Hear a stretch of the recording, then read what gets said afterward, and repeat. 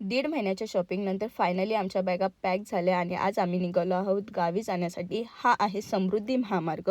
मॉर्निंगला गाडीत बसल्यावर अन्वी खूप एक्सायटेड होती आणि नंतर इतकी बोर झाली की असं काही रिॲक्शन केलं आणि कधी हा प्रवास संपेल असं तिला वाटत होतं।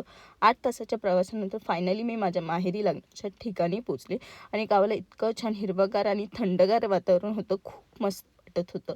अन्वी तिच्या मावकडे गेली आणि मावला बोलत होती की मला गोठ्यात घेऊन जा आणि तिकडचे सगळे आंबे दाखव, म्हणून माव तिला गोठ्यात घेऊन गेली। गाई वासरू सगळं दाखवत होती। बाहेर छान अशी जेवणाची पंगत बसली आणि त्या पंक्तीमध्ये अन्वीसुद्धा बसली आणि ती सगळं जेवण स्वतःच्या हाताने खात होते, म्हणून सगळेजण तिचं कौतुक करत होते। छान ती जेवली। तिचं जेवण झाल्यावर तिला मस्त असं रेडी केलं मॅडमनी मातीमध्ये जाऊन बसली आणि असं काही तिने पुन्हा स्वतःचा अवतार करून घेतला। तिचं सगळं पुन्हा आवरलं, मस्त अशी साडी घातली। आज जागरण गोंधळ होतं म्हणून देवाची सगळी पूजा केली। नंतर गोंधळाची आरती सुरू झाली। सगळी आरती सुरू झाल्यावर आरती झाल्यानंतर सगळ्या देवांना पुन्हा उचललं आणि वावरामध्ये घेऊन गेलो आणि वावरात सुद्धा त्यांची पूजा केली।